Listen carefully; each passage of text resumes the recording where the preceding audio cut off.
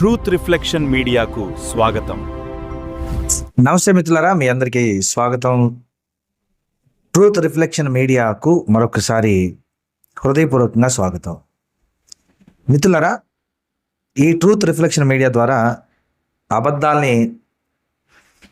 అబద్ధాలుగా నిజాలని నిగ్గుదేలుస్తూ మీ అందరి ముందుకు వాస్తవాలను బయటికి తీసుకొస్తున్నందుకు చాలా సంతోషంగా ఉంది. మనం సత్యం చెప్తున్నందుకు కొంతమంది దాన్ని గిట్టక అబద్ధాలను నమ్మి దాన్ని ప్రచారం చేసేటువంటి వాళ్ళు బూతులు తిట్టడం, అలాగే విమర్శించడం లాంటివి చేస్తున్నారు. అయినా అవి మనల్ని ఆపలేవు. ఈ దేశం బాగుండాలి, ఈ దేశం క్షేమంగా ఉండాలి, మతోన్మాదం నశించాలి. కేవలం ప్రతి మతం వాడు ఈ దేశంలో కలిసిమెలిసి అన్నదమ్ములుగా బ్రతకాలి అన్నదే ఈ ట్రూత్ రిఫ్లెక్షన్ మీడియా యొక్క ఏకైక లక్ష్యం. సో మనం ఇప్పుడు మ్యాటర్లోకి వెళ్దాం. ఏంటంటే, మీరు ఈ మధ్య సోషల్ మీడియాలో ఒక వైరల్ అవుతున్న ఒక విషయాన్ని మీరు చూసి ఉంటారు. హైదరాబాద్లో ఒక ఆటో వెనక ఒకడు రాసినటువంటి ఒక కొటేషన్ సంచలనం అయింది. కొంతమంది దాని మీద కేసు పెట్టారు. దానికి సంబంధించి ఆ ఆటో డ్రైవర్కి ఒక ఎస్ఐ ఫోన్ చేశాడు. దాని ఆడియో కాల్ వైరల్ కూడా అయింది. ఇంతకీ ఏంటి ఆటో మీద రాసింది, దాని మీద ఉన్న సమస్య ఏంటి, ఎందుకు కొంతమంది దాన్ని వ్యతిరేకిస్తున్నారు? ఈ మధ్య ఆటో మీద చాలా రకాల కొటేషన్లు మనం చూస్తుంటాం. కొన్ని వాళ్ళ కులాన్ని రిప్రజెంట్ చేస్తాయి, కొన్ని వాళ్ళ కులాన్ని గొప్ప చేయడమే కాదు ఇంకొకరిని తక్కువ చేసే ప్రయత్నం చేస్తాయి, కొన్ని వాళ్ళ మనసులో ఉన్నటువంటి నీచత్వాన్ని, కాముకత్వాన్ని బయటపెడుతుంటాయి, కొన్ని ఫన్నీగా కూడా ఉంటాయి. అయితే ఈ పర్టికులర్గా ఈ ఆటో మీద రాసిన దానికి ఎందుకు అభ్యంతరాలు వస్తున్నాయి? దీన్ని ఎందుకు బీజేపీ లేదా దాని తాలూకు అనుబంధ సంస్థలకు చెందిన వాళ్ళు సమర్థిస్తున్నారు? ఎందుకు మిగతా వాళ్ళు దాన్ని వ్యతిరేకిస్తున్నారు? ఇక్కడ మనం బాగా అర్థం చేసుకోవాల్సింది ఏంటంటే, బీజేపీ లేదా దాని తాలూకు వాళ్ళు ఏది చేసినా సరే దాని వెనక మత కోణం ఉంటుంది అనేది మనకి తెలిసిందే. ఆ మతం కోణం అనేది సామరస్యపూర్వకంగా వాళ్ళ మతాన్ని ఎక్స్పోజ్ చేయడానికి ఉంటే తప్పులేదు. ప్రతిసారి ఎదుటి వాళ్ళని కించపరచడం కోసం మాత్రమే వీళ్ళెప్పుడు కొటేషన్స్ కానీ కార్యక్రమాలు కానీ చేస్తారు. వీళ్ళ మతాన్ని గొప్ప చేసుకుంటారు, తప్పులేదు. కానీ ఎదుటి వాళ్ళని కించపరచడం ఇక్కడ సమస్య. వాళ్ళ అధికారులు అలాగే ప్రభుత్వాలు చూస్తూనే ఉంటాయి, వాళ్ళు ఏం చేసినా చూస్తుంటాయి. కానీ వాళ్ళు ఎవరి మీద అయితే ఆరోపణలు చేస్తారో, అంటే దొంగ అని ఎవరి మీద ఆరోపణలు చేస్తారో వాళ్ళను మాత్రం వెంటనే అరెస్ట్ చేయడానికి పోలీసులు పరిగెత్తుకుంటూ వస్తారు. ఇది ఈ దేశంలో ఉన్నటువంటి పరిస్థితి. మీకు తెలుసు, ప్రపంచం మొత్తానికి తెలుసు. అయితే ఈ ఆటో మీద ఉన్నటువంటి ఆ రాసిన కొటేషన్ని ఎందుకు కొంతమంది అభ్యంతరాలు చెప్తున్నారు నేను మీకు చెప్తాను. అది చూడండి, విన్న తర్వాత మీకే అర్థమవుతుంది. ఏంటి అంటే, వాడు రాసినటువంటి కొటేషన్,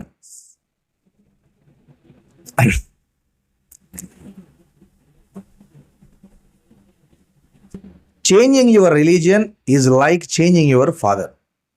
నీ మతాన్ని మార్చుకుంటే నీ తండ్రిని మార్చుకున్నట్టే అని వాడు పెట్టాడు. దీన్ని పాపం చాలామంది, ఇదిగో మన శంకరక్క ఏలు చూపించి భారత స్వాతంత్ర ఉద్యమంలో పాల్గొన్న నారీమణిలాగా ఏలు చూపించి, మరి తప్పేముంది, హిందువుల మనోభావాలకు విలువ లేదా, కొంచెమన్నా సిగ్గుండదు వీళ్ళకి. నువ్వు ఎదుటోళ్ళని తిట్టి నాకు మనోభావాలు ఉన్నాయంటావేంటి? కొంచెమన్నా సిగ్గుండాలా?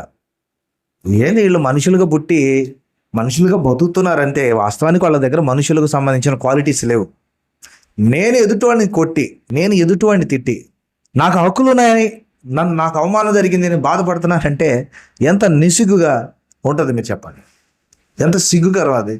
ఇప్పుడు వీళ్ళు నీ మతాన్ని మార్చుకుంటే నీ తండ్రిని మార్చుకున్నట్టే అని చెప్పి అంటున్నారు. కానీ రాజ్యాంగం మనకి ఇస్తున్న హక్కుల ప్రకారం ఏ మతాన్నైనా ఎవడైనా స్వచిత్తానుసారంగా మార్చుకోవచ్చు.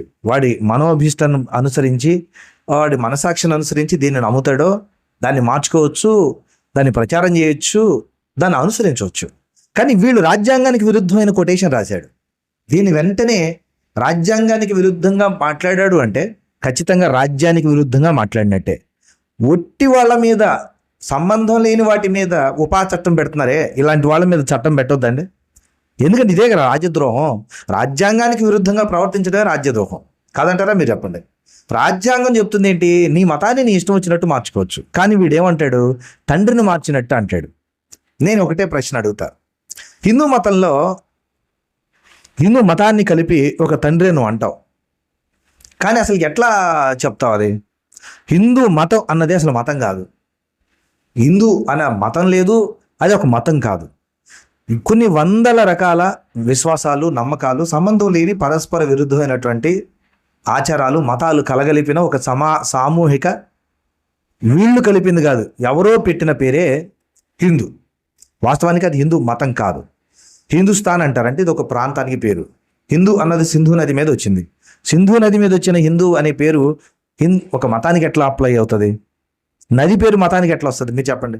మతం ఏదైనా దేవుడి పేరు, సిద్ధాంతాల పేరును బట్టి వస్తుంది, లేదా విశ్వాసాల మార్గాలను బట్టి వస్తుంది. నది పేరు మీద వస్తుందా? రాదు. కానీ వీళ్ళు పెట్టేసుకున్నారు. సరే పెట్టేసుకున్నారు, ఓకే, వాళ్ళు పెట్టేసుకున్నారు, మనం కాదంటలో. తర్వాత చట్టం గుర్తించింది.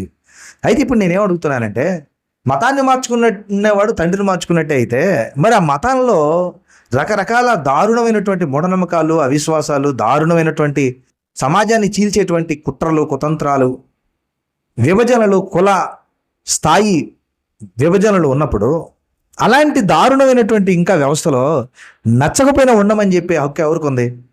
వాస్తవానికి హిందూ మతమే, వీళ్ళు చెప్తున్నటువంటి హిందూ సనాతన మతమే నచ్చని తండ్రిని మార్చేయమని చెప్తుంది.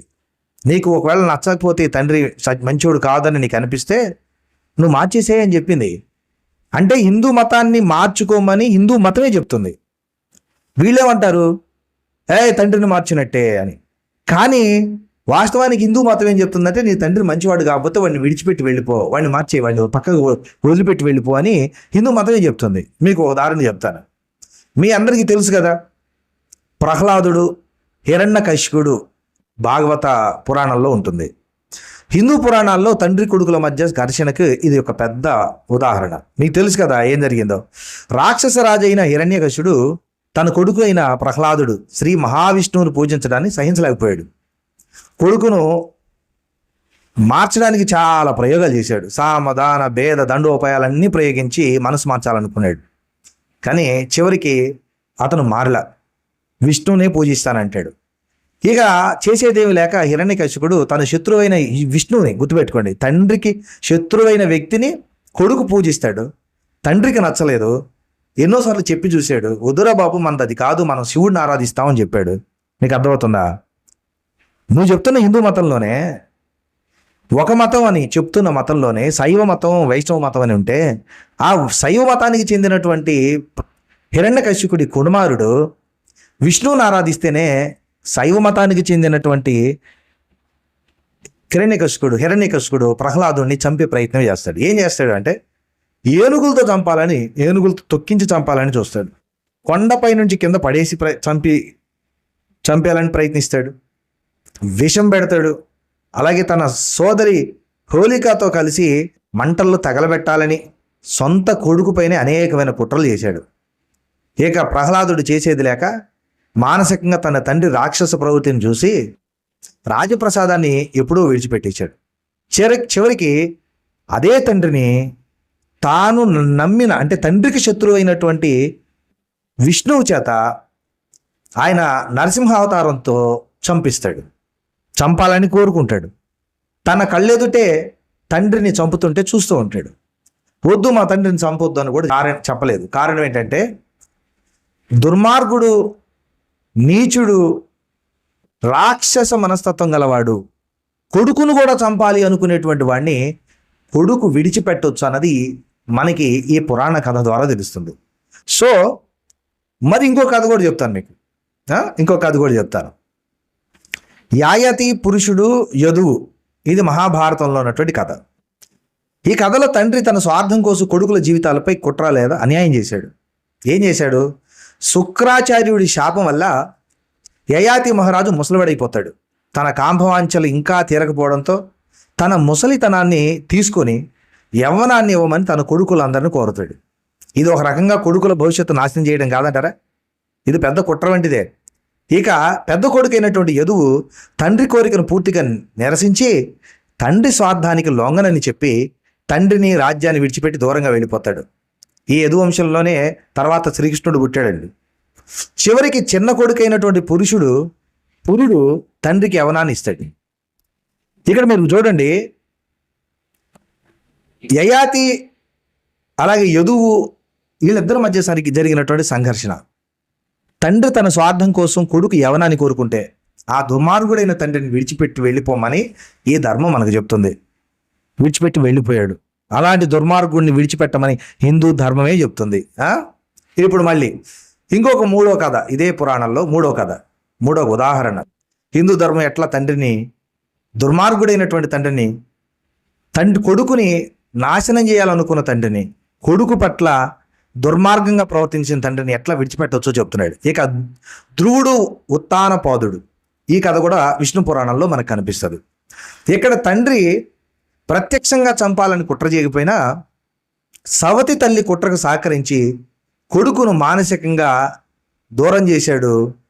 ఇంకా ఉత్తానపాద మహారాజు తన రెండో భార్య అయిన సురుచిపై మోజుతో మొదటి భార్య కొడుకైన 5 ఏళ్ల ధ్రువుడిని నిర్లక్ష్యం చేయడమే కాదు, ఒకరోజు ధ్రువుడు తండ్రి తొడపై కూర్చోవడానికి వెళ్తే సవతి తల్లి సురుచి అవమానించి నెట్టివేస్తుంది. రారాజు ఆ సమయంలో మౌనంగా ఉండి సవతి తల్లి కుట్రకు మద్దతుగా నిలుస్తాడు. ఇక తండ్రి చేసిన ఈ దుర్మార్గపు పనికి కొడుకు ఏం చేస్తాడంటే, ఈ అన్యాయాన్ని అవమానాన్ని భరించలేక చిన్నారి ధ్రువుడు తండ్రిని రాజభవనాన్ని శాశ్వతంగా విడిచిపెట్టి అడవులకు వెళ్ళిపోయాడు. ఘోర తపస్సు చేసి విష్ణుమూర్తి అనుగ్రహంతో ధ్రువ నక్షత్రంగా మారాడే తప్ప తిరిగి తండ్రి దగ్గరికి వెళ్ళలేదు. అంటే ఈ పురాణ కథలు మనకి ఏం చెప్తున్నాయంటే, తండ్రి మంచివాడు కాకపోతే విడిచిపెట్టి వెళ్ళిపోవచ్చు అని చాలా స్పష్టంగా చెప్తున్నాయి. ఇప్పుడు ఈ కొటేషన్ పెట్టిన బుద్ధిహీనుడు చాలామంది ఈ మధ్య తల్లిని మార్చినట్టు అంటున్నారు, మళ్ళీ తండ్రిని మార్చినట్టు అంటున్నారు. మరి తల్లిని మార్చినట్టో తండ్రిని మార్చినట్టో నాకు అర్థం కాలేదు. సరే, మంచిది. మరి మతాన్ని మారిస్తే తండ్రిని మార్చినట్లయితే ఆ తండ్రి లాంటి మతం దళితుల పట్ల, ఇతర మతాల పట్ల, ఇతర సమాజం పట్ల దారుణమైన వివక్షతతో వ్యవహరిస్తే అలాంటి తండ్రి మనకెందుకండి? ఒకడేమో తల్లో నుంచి జ్ఞానాన్ని సంపాదిస్తాడా, ఒకడు భుజాలలో నుండి పుట్టి క్షత్రియుడై యుద్ధాలు చేస్తాడా, ఒకడు తొడలలో నుండి వచ్చి వ్యాపారాలే చేస్తాడా, మేము మాత్రం అడికాళ్ళలో నుంచి సేవలు చేయాలా? ఇలాంటి తండ్రి మాకు అవసరమా? ఇలాంటి పక్షపాతం ఉండి, ఇలాంటి పక్షపాతంతో పై 3 వర్ణాలకు సేవ చేయడానికి మాత్రమే బానిసలుగా పుట్టించిన తండ్రికి కొడుకులుగా ఎవడుంటాడు మీరు చెప్పండి? హిందూ ధర్మమే చెప్తుంది ఇలాంటి పక్షపాతము, దుర్మార్గము, రాక్షసత్వం ఉన్నటువంటి తండ్రులను విడిచిపెట్టమని. ఇప్పుడు ఎవడైతే మతం మార్చితే తండ్రిని మార్చినట్టు అని చెప్పాడో గాడిద, అలా మాట్లాడుతున్న గాడిదలకి, వెధవలకి నేను చెప్పేది ఏంటంటే, హిందూ మతం లేదా సనాతన ధర్మం దళితుల్ని, శూద్రుల్ని నానా రకాలుగా హింసకు గురి చేసింది, వివక్షకు గురి చేసింది, అంటరానితనానికి గురి చేసింది, చదువుకు దూరం చేసింది, ఆస్తి హక్కుకి అలాగే జీవించే హక్కుకి దూరం చేసింది, మా చావుకి బ్రతుకు కూడా విలువ లేకుండా చేసింది. చివరికి శూద్రుల భార్యలకు కూడా, భార్యల పట్ల కూడా దారుణమైనటువంటి వివక్షను గురి చేసింది. చివరికి మాకు పట్ల చదివే మంత్రాల విషయంలో కూడా దారుణమైనటువంటి వివక్షను చూపింది. చివరికి మహారాజు లాంటి సాహు మహారాజుని, ఛత్రపతి సాహు మహారాజు పట్ల కూడా దారుణంగా ప్రవర్తిస్తే ఆయన బ్రాహ్మణులను వ్యతిరేకించే స్థితికి తీసుకెళ్ళింది. అగ్రకులాలకు ఒక మంత్రం, శ్లోకం, పేద అలాగే శూద్ర వర్గాలకు ఒక శ్లోకం చెప్తూ మమ్మల్ని దారుణంగా నీచ జనంగా, అంటరాని జనులుగా, శూద్రులుగా, అసఖ్యులుగా, ఇంకా చెప్పాలంటే రాక్షసులుగా చిత్రీకరించినటువంటి ఆ ధర్మం నాకెందుకండి? ఆ వివక్ష చూపించే తండ్రి నాకెందుకు? హిందూ ధర్మశాస్త్రాల్లో శూద్రులు, దళితులపై ఇట్లా దారుణమైనటువంటి వివక్ష, విద్యపై ఆంక్షలు. శూద్రుల వేదాధ్యాయాన్ని నిషేధించారు. శూద్రుడు వేదాలు వినకూడదు, వేదాలు వింటే చెవిలో కరిగిన సీసం పోయాలి, వేదం చదివితే నాలుగు కోయాలి అని మనుస్మృతి చెప్తుంది. మనుస్మృతి 2వ అధ్యాయం 281వ శ్లోకం, 4వ అధ్యాయం 99వ శ్లోకం, 8వ అధ్యాయం 270వ శ్లోకం. అలాగే మతపరమైన హక్కుల్ని పూర్తిగా నిషేధించింది. యజ్ఞాలు, వేద కర్మలు, పూజారిత్వం వంటి హక్కుల్ని పూర్తిగా నిరాకరించింది. యజ్ఞాలు చేయడం శూద్రుని హక్కు కాదు. వేద మంత్రాలు జపించడం, పూజలు చేయడం, పూజారి అవడం కూడా వాళ్ళకి ఏమాత్రం అర్హత లేదు. మనుస్మృతి 10వ అధ్యాయం 4వ శ్లోకం, 10వ అధ్యాయం 5వ శ్లోకం. అలాగే సామాజిక అసమానత్వం. శూద్రుడు పై 3 వర్ణాలకి సేవ చేయడమే తన ధర్మం నిర్దేశించారు. శూద్రుని ధర్మం ద్విజులకు అంటే బ్రాహ్మణ, క్షత్రియ, వైశ్యులకు సేవించడమే తన సుఖం, స్వేచ్ఛ, అభివృద్ధి కంటే వాళ్ళకి సేవ చేయడమే ప్రధాన పనిగా ఆ రోజుల్లో వారికి నిర్ణయించారు. మనుస్మృతి 1వ అధ్యాయం 91వ శ్లోకం, 10వ అధ్యాయం 121వ శ్లోకం. అలాగే భయంకరమైన అంటరానితనం, దళితులను గ్రామాల బయట ఉంచడం, అంటరాని వారిగా చూడడం, దేవాలయ ప్రవేశాన్ని నిషేధించడం, అలాగే బావులు నీటి వనరులు దగ్గర పూర్తిగా నిషేధించడం, వీధులు అలాగే నివాసాల్లో నడుస్తూ వెళ్తుంటే వెనక చీపురు కట్టడం, అలాగే తాకితే అపవిత్రం అని అనడం, ఇది మానవత్వానికి భయంకరమైనటువంటి విరోధమైన అంశం కాదంటారా? ఇది మా తండ్రి అయితే చేస్తాడా? ఇక ఆస్తి అధికార పరిమితులైతే చెప్పనేకూడదు. శూద్రులకు ఆస్తి హక్కు లేదు, అధికార స్థానాలపై పరిమితులు ఉన్నాయి. శూద్రుడి సంపాదనపై హక్కు పరిమితం, అధికారం పాలన న్యాయ వ్యవస్థలో అసలు స్థానమే లేదు. అతని ఆస్తి కూడా పై వర్ణాలకు చెందవచ్చు అని కొన్ని గ్రంథాలు చెప్తున్నాయి. మనుస్మృతి 8వ అధ్యాయం 416వ శ్లోకం, 10వ అధ్యాయం 128వ శ్లోకం. ఈ వివక్ష, ఇంత దారుణమైనటువంటి వివక్ష మా పట్ల ఉంటే మేము ఎట్లా తండ్రిగా భావించాలి ఈ ధర్మాన్ని? నిజంగా తండ్రి అయితే అలా చేస్తాడా? మీరే ఆలోచించి చెప్పండి. ఇక శిక్షల విషయంలో అయితే సమానత్వం ఉండదు. ఒక నేరానికి వర్ణాన్ని బట్టి వేరు శిక్షలు విధించాలని ధర్మశాస్త్రాలు చెప్తున్నాయి. శూద్రుడు పై వర్ణాలందరికీ అవమానంగాని జరిగిస్తే అతనికి చాలా తీవ్రమైన శిక్షలు ఉంటాయి. మనుస్మృతి 8వ అధ్యాయం 270 నుంచి 272, 8వ అధ్యాయం 348 నుంచి 349వ శ్లోకాలు. ఇక వృత్తి విషయంలో అయితే అసలు స్వేచ్ఛ లేదు. జన్మ ఆధారంగా వృత్తులు నిర్ణయించారు. ఇతర వ్యక్తులు చేయకుండా అడ్డుకున్నారు. ఇతర వృత్తుల్లో శూద్రులు ఎవ్వరూ లేరు. కేవలం వాళ్ళు దారుణమైనటువంటి అశుద్ధమైన పనులు చేయడం మాత్రమే నియమించబడ్డాయి. శూద్రుడు విద్య, వ్యాపారం, రాజకీయం వంటి రంగాల్లో అసలు వాళ్ళకి ఏ మాత్రం స్థానం లేకుండా చేశారు. గౌరవం విషయంలో అయితే చాలా దారుణమైన విషయం. తాకడం, కలిసి భోజనం చేయడం, ఒకే రకమైన నీటి వనరులు అందరితో కలిసి సామాజికంగా అనుభవించడం, వాటిలో దారుణమైన వివక్ష. ఇక అంబేద్కర్ గారు లాంటి వాళ్ళు అయితే మహత్ చెరువులో నీటి కోసం పోరాడాల్సిన పరిస్థితి, మేము కూడా నీళ్లు తాకుతామని, అలాంటి దారుణమైన పరిస్థితి. మనుస్మృతి 3వ అధ్యాయం 239, 10వ అధ్యాయం 51 నుంచి 56 శ్లోకాలు. ఇక మరణం తర్వాత కూడా మనకి గౌరవం లేకుండా పోయింది. దళితుల అంత్యక్రియల కోసం వేరే శ్మశానాలు లేదా గ్రామం వెలుపల స్థలాలు కేటాయించాలి. ఇప్పటికీ దళితుల శవాలు ఊరు మధ్య గుండా వెళ్తే అగ్రవర్ణాలు సహించవు, కావాలంటే కుట్టి ఆపేస్తాయి కూడా. ఈ మధ్య బోలుడు సంఘటనలు అట్లాంటివి జరిగాయి, మీరు చూస్తూనే ఉన్నారు. ఇక మరణించిన తర్వాత కూడా వారికి సమాన గౌరవం లేదు. ఇంత దారుణమైనటువంటి వివక్ష చూపే తండ్రి ఆ వివక్ష చూపేట్టుగా ప్రజల్ని తయారు చేసి తిరిగి సిగ్గు లేకుండా మళ్ళీ మా ధర్మాన్ని విడిచిపెట్టి వెళ్ళిపోతున్నారు, మా ధర్మం తండ్రి లాంటిదంటూ నిస్సిగ్గుగా మాట్లాడుతున్నారు. ఇక సామాజిక సంస్కరణ ఈ సమాజానికి ఎంత అవసరమో మా తండ్రులు అంబేద్కర్, అలాగే పూలే, అలాగే పెరియార్ లాంటి వాళ్ళు చూపించారు. వాళ్ళు ఎన్నో పోరాటాలు చేస్తే తప్ప ఈరోజు ఈ మాత్రపు స్థానం మాకు దక్కలేదు. ఇలాంటి దారుణమైనటువంటి పరిస్థితులు కల్పించి మాకు ఇప్పటికీ కూడా బ్రతకడానికి గౌరవం కోసం, స్వేచ్ఛ కోసం, సమానత్వం కోసం పోరాడేంత దారుణమైన స్థితికి దిగజార్చిన తండ్రి మాకు అవసరమా? నన్ను ప్రేమించి ఏ స్వార్థం లేకుండా నువ్వు నేను అందరూ సమానమేని, యూదుడని, గ్రీసు దేశస్థుడని, స్త్రీ అని, పురుషుడని భేదం లేకుండా ప్రతి ఒక్కరిని ప్రేమించే తండ్రి నాకు కావాలి. ఆ తండ్రి నన్ను హక్కును చేర్చుకుంటాడు. ఆయన హక్కును చేర్చుకోవడమే కాదు, తన జ్ఞానాన్ని ఇస్తాడు, చదువు ఇచ్చాడు, ప్రేమ ఇచ్చాడు, ఉద్యోగ అవకాశాలు ఇచ్చాడు, ఇంగ్లీష్ నేర్చుకోమని ఇచ్చాడు. ఇంకా చెప్పాలంటే నాకు సమాజంలో ఒక హోదాని ఇచ్చాడు. ఈ సమాజంలో నేను కూడా బోధించడానికి బోధకుడిగా, నేను కూడా ఒక మతాచార్యుడిగా నిలిచే భాగ్యాన్ని ఇచ్చాడు. నేను ఒక కులంలో పుడితే నేను మతాచార్యుడు అవ్వాలి, నువ్వు బోధకుడు అవ్వాలి, ప్రవచనకారుడు అవ్వాలని దరిద్రపు దారుణమైన వివక్షతతో కూడినటువంటి సిద్ధాంతం నా తండ్రి నాకు పెట్టలేదు.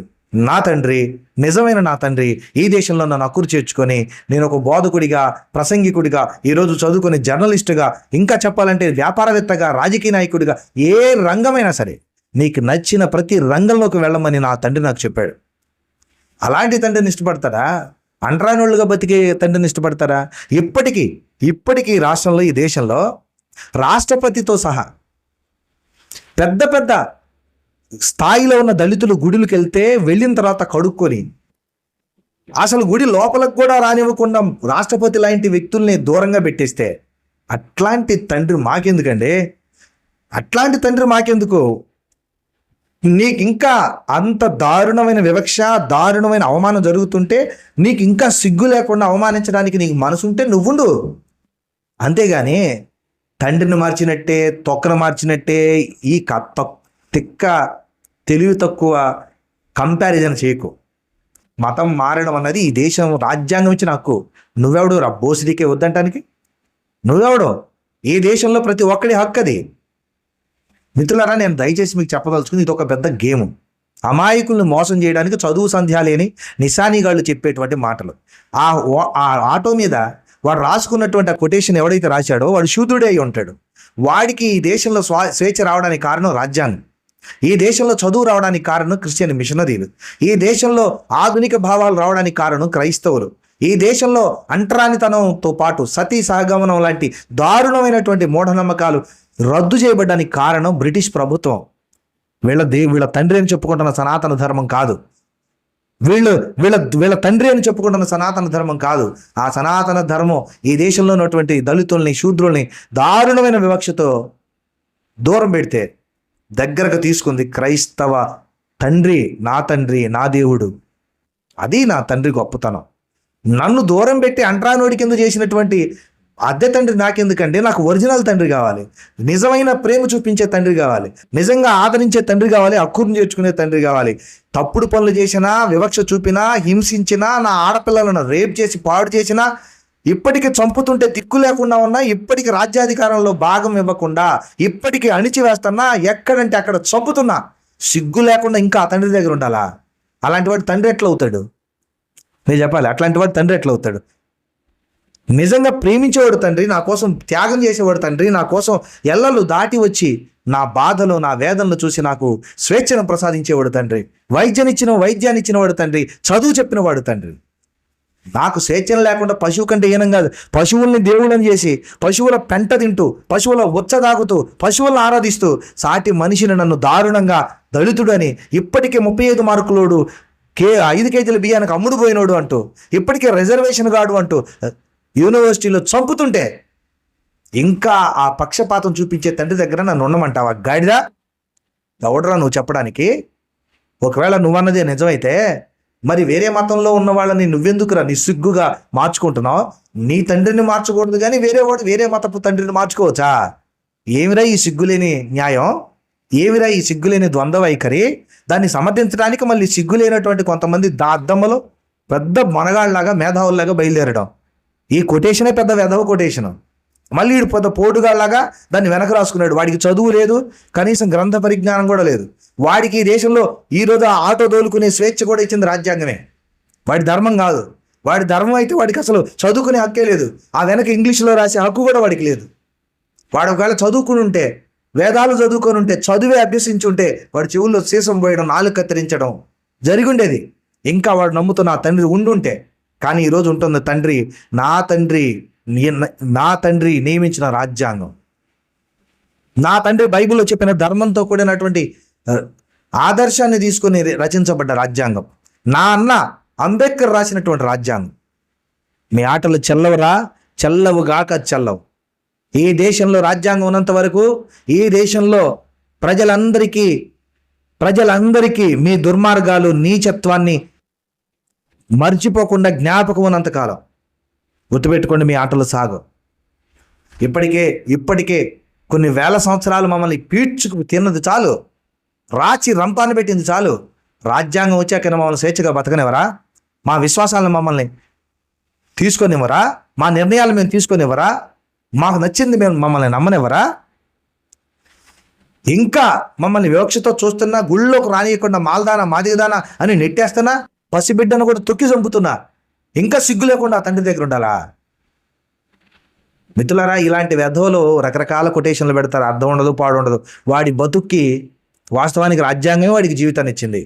వాడు చెప్తున్న ధర్మం ప్రకారం అయితే చాతుర్వర్ణ వ్యవస్థలో బతుకుతూ వాడు అంటరాని వాడిగా అడుగు స్థాయిలో బతుకుతూ కుక్క కంటే హీనంగా బతుకుండాలి. వాడు రాజ్యాంగం వచ్చింది కాబట్టే వాడు బతుకుతున్నాడు.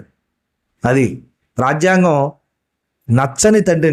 నచ్చని ఇలాంటి వివక్ష చూపే తండ్రిని మార్చుకోవచ్చని స్వేచ్ఛనిచ్చింది. నాకు మంచి తండ్రి, స్వేచ్ఛనిచ్చే తండ్రి, ప్రేమించే తండ్రి, పరిశుద్ధుడైన తండ్రి, నీతిమంతుడైన తండ్రి, పాపులనైనా కనికరించే తండ్రి, ఒక్క తప్పు కూడా లేని తండ్రి, ఏ భేదము చూపని తండ్రి ఉన్నాడు. ఆయనే నా ప్రభువైన యేసుక్రీస్తు. అంతకు మించిన నీతిమంతుడు, పరిశుద్ధుడు దేవుడు లేడనేది నా విశ్వాసం. ఆ తండ్రి దగ్గరికి వెళ్ళా. ఇంకా నాకెందుకు ఇలాంటి తండ్రులు? మీరు చెప్పండి. మీకు కూడా నేను చెప్తున్నా, ఇంకా బానిసత్వంలో ఉండక్కర్లేదు, స్వేచ్ఛగా బతకడానికి యేసు మీ అందరికీ స్వాతంత్రాన్ని ఇవ్వడానికి సిద్ధంగా ఉన్నాడు. Thank you very much. అందరికీ నమస్తే.